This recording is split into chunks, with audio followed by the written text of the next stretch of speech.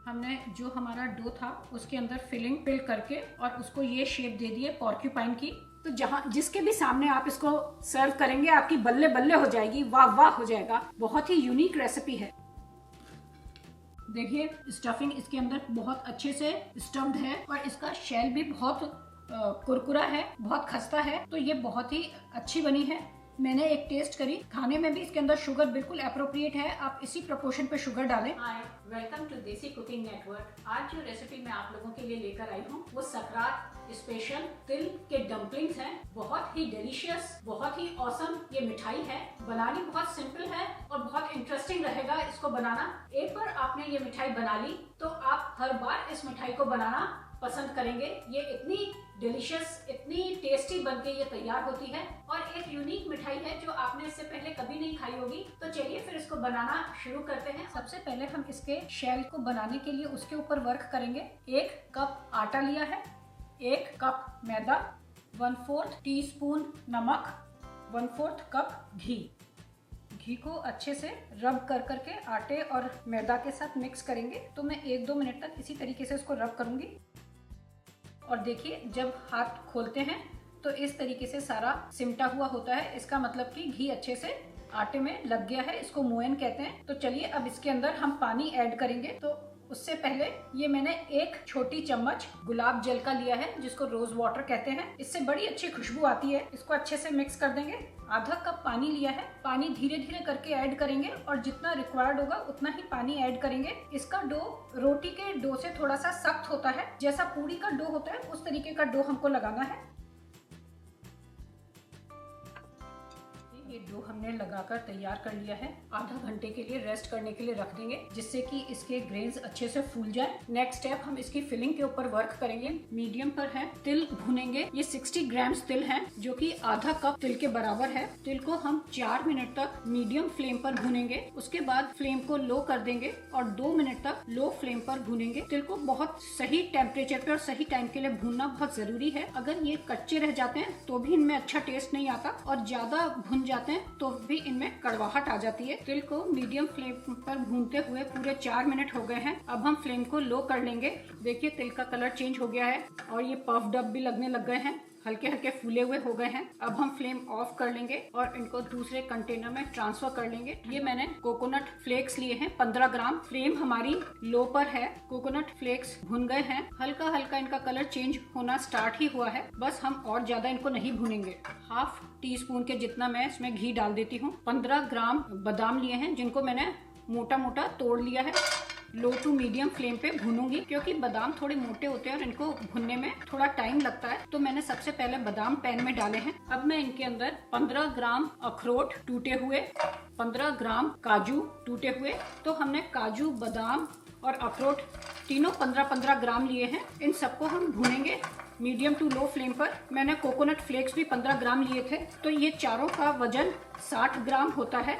तो 60 ग्राम हमने तिल लिए, इनके वजन के जितने ही। काजू और अखरोट बहुत जल्दी भुन जाते हैं। देखिए सबका कलर पिंक होने लग गया, ये भुन गए हैं। फ्लेम ऑफ कर लेंगे और इनको पैन में से निकाल लेंगे। 1/2 टेबल स्पून के जितना घी लिया है। खजूर लिए हैं जिनके अंदर के सीड निकले हुए हैं और ये बहुत सॉफ्ट हैं। इनका वजन 200 ग्राम है और ये 200 ग्राम 1 कप के अंदर आए हैं। फ्लेम मेरी in between medium to low पर है। इस रेसिपी में हम गुड़ का और चीनी का बिल्कुल भी यूज नहीं करेंगे। तो ये बहुत ही हेल्दी रेसिपी बनके तैयार होगी। आप इसको गिल्ट फ्री होके खा सकते हैं और खाने में भी ये बहुत ही टेस्टी होती है। तिल के बहुत ही बेनिफिट्स हैं, उनमें कैल्शियम, मैग्नीशियम, बोन को मजबूत करने के लिए और बहुत न्यूट्रिएंट्स होते हैं। तो आप तिल जरूर खाइए विंटर में। इनको इतना सॉफ्ट करने में पूरे 2 मिनट्स लगे हैं। देखिए अब ये पैन की सरफेस पे चिपक भी नहीं रहे हैं। देखिए आप कितने अच्छे से ग्लाइड कर रहे हैं। अब हम फ्लेम ऑफ कर लेंगे और इनको दूसरे कंटेनर में ठंडा होने के लिए ट्रांसफर कर देंगे। ड्राई फ्रूट्स जो हमने अभी घी में भुने थे वो ठंडे हो गए हैं। हल्का हल्का प्रेस करके और इनको थोड़ा क्रश कर दूंगी। जब इनको भून लेते हैं घी के अंदर तो एक तो इनका फ्लेवर बहुत अच्छा हो जाता है और एक जब इनको क्रश करते हैं तो ये बहुत इजीली क्रश हो जाते हैं। इतना क्रश कर लिया है। अब इस फिलिंग के अंदर ये जो तिल हमने भुने थे, कोकोनट पाउडर 1 टीस्पून, कार्डेमम छोटी इलायची का पाउडर, ये जो डेट्स अभी हमने भुने थे तो अब इनको भी हम इस मिक्सचर में ऐड कर देंगे। अब हम डेट्स के साथ सारे ड्राई फ्रूट्स को मिक्स कर लेंगे। डेट्स को बिल्कुल ठंडा नहीं करना है, हल्की सी इनमें वार्मथ होनी चाहिए, जिससे कि सारे ड्राई फ्रूट्स और तेल इसमें अच्छे से चिपक जाए। 2 टेबलस्पून शहद ऐड कर दूंगी। आप अपने टेस्ट के अकॉर्डिंगली शहद ऐड करें। देखिए ये फिलिंग बनके पूरी तैयार हो गई है और डो को रेस्ट करते हुए भी आधा घंटा हो गया है। बिल्कुल सही है, इसी तरीके का डो होना चाहिए, जैसा पूरी का आटा होता है बिल्कुल वैसा ही है ये। हाथ पे थोड़ा सा तेल लगा लेंगे। अब इसको पोर्शन साइज में डिवाइड कर देंगे। हमारी जितनी भी फिलिंग थी हमने उसको इस तरीके से शेप दे दी है। इस तरीके से डो को भी शेप दे दी है, गोल गोल इनके पेड़े से बना दिए हैं। देखिए ऐसे डो की बॉल लीजिए और उसको उस तरीके से स्प्रेड करिए। जब ये हल्की सी स्प्रेड हो जाए तो आप सिर्फ इसके एजेस पे प्रेशर लगाइए और सेंटर पे नहीं लगाइए, बस हमको एजेस से फैलाना है इसको। इतना रोल करना है आपको। ये 4-4 इंच इतना मैंने इसको स्प्रेड आउट करा है। अब आप हाथ में ऐसे लें। अब इसके अंदर एक फिलिंग रख दें ऐसे, तो जैसे हम ऐसे प्लीट्स लगाते हैं, ऐसे प्लीट्स लगाते जाएं और फिलिंग को दबाते जाएं हाथ से। देखिए हमने इसके लिप को बिल्कुल सील कर दिया और ऐसे दबा दिया। अब यहाँ से इसको ऐसे करिए, इस तरीके से इसको ऐसे शेप दे दी है। अब हम सिजर से इसके ऊपर कट लगाएंगे।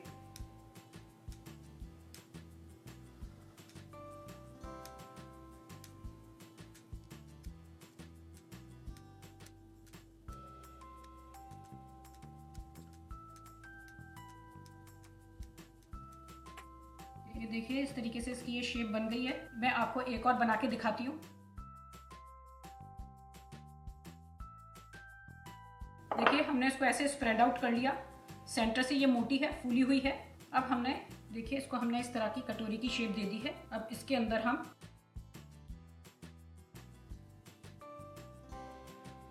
इसकी एजेस पे थोड़ा सा पानी लगा लें।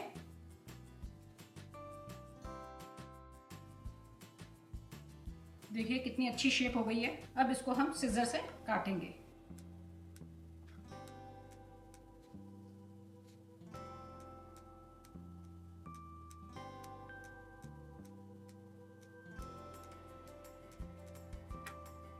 ये मैंने बना लिए हैं। अब बाकी भी मैं बना के आपको दिखाती हूँ। हमने जो हमारा डो था उसके अंदर फिलिंग फिल करके और उसको ये शेप दे दी है पॉर्क्यूपाइन की। चलिए अब गैस टॉप पे चल के इनको फ्राई करते हैं। फ्लेम मीडियम पर है। ऑयल का टेम्परेचर चेक कर लेते हैं। एक डो की बॉल डाल के देखिए, बहुत हल्के हल्के बबल्स आ रहे हैं। डो एकदम से ऊपर नहीं आया। बस इसी तरीके का हमें टेम्परेचर चाहिए। चलिए अब ये जो पाइनएप्पल की शेप हमने दी है डो को, अब इसको ऑयल में डाल देते हैं। ये अनानास की शेप आपको कैसी लग रही है? इनको हाई फ्लेम पे नहीं पकाना है, नहीं तो बाहर से तो इनका कलर डार्क हो जाएगा और अंदर से फिर ये कच्चे रह जाएंगे। जब तेल आपका एक बार गर्म हो जाए फिर आप फ्लेम को लो कर लें। आप लोग मेरी रेसिपी कहाँ से देख रहे हैं कमेंट में लिखिए, मुझे ये जानना बहुत ही अच्छा लगता है।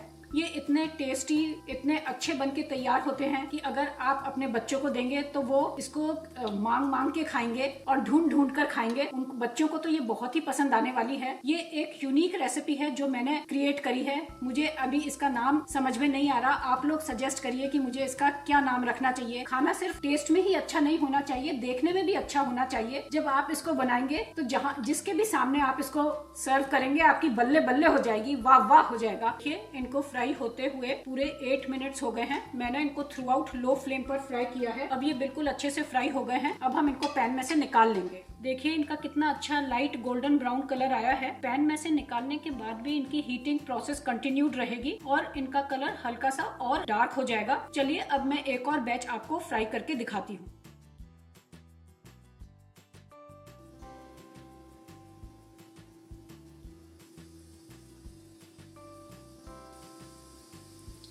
देखिए ये हमारा सेकंड बैच है और फ्लेम मेरी लो है। आपको ये रेसिपी कैसी लग रही है? ये मैंने आज ही इनोवेट करी है ये रेसिपी और मुझे लगा कि ये आप लोगों को बहुत ही पसंद आएगी। देखिए कितनी सुंदर है, बिल्कुल एक फूल की तरह, फूल की जैसे पेटल्स होती हैं उस तरीके का लग रहा है। कई लोग हो सकता है इसको कहें कि ये पाइनएप्पल लग रहा है, अनानास। कई लोग इसको कहें कि ये पॉर्क्यूपाइन जो एक जानवर होता है उसके ऊपर की जिस तरीके के होता है स्किन, उस तरीके का है। ये कटहल भी कह सकते हैं, जैसे कटहल की शेप होती है ना उस तरह की भी शेप है ये। तो कई लोग हो सकता है इसको कटहल कहें। तो आप बताइए आप क्या सोचते हैं, ये किस चीज को रिजेंबल कर रही है? जो भी है खाने में ये बहुत टेस्टी है, बहुत खस्ता और बहुत ही डिलीशियस बनती है, बहुत ही टेम्पटिंग होती है। आप इसको जब तक टर्न नहीं करें, जब तक कि आपको ये जब आप ऐसे फील करें और आपको लगे कि इनके ऊपर की ये जो पेटल्स हैं ऐसे स्पून से स्टिफ महसूस नहीं हो, तब तक आप इनको टर्न नहीं करें। देखिए अब इसको फ्राई होते हुए पूरे 8 मिनट्स हो गए हैं और इसमें लाइट गोल्डन ब्राउन कलर आ गया है। हम इसको पैन में से निकाल लेंगे। देखिए हमारा सेकंड बैच भी फ्राई हो गया है, बहुत ही प्यारा लाइट गोल्डन ब्राउन कलर आया है। अब मैं सारे फ्राई करके और फिर इसकी प्लेटिंग करके आपको दिखाती हूँ। देखिए संक्रांति स्पेशल तिल की स्वीट डिश बनके तैयार हो गई है। शहद है, शहद को ब्रश करेंगे। 5-10 मिनट्स के लिए रुक जाइए और फिर आप इसको खाइए। ये मेरी यूनिक क्रिएटिविटी है जो कि मुझे लगता है आप लोगों को पसंद आएगी। आप जो अपने कमेंट्स लिखते हैं उसको पढ़ के मेरा बहुत ही हौसला अफजाई होता है। अगर आपको मेरा बनाने का तरीका पसंद आया हो तो इस रेसिपी को अपने फ्रेंड्स और फैमिली में शेयर करिए, रेसिपी को लाइक करिए। अगर चैनल पर नए हैं तो सब्सक्राइब करिए और बेल आइकॉन दबाना मत भूलिए। थैंक यू सो मच इस रेसिपी को वॉच करने के लिए। मैं नेक्स्ट टाइम एक और यूनिक रेसिपी आप लोगों के लिए लेकर आऊंगी। Thanks, bye.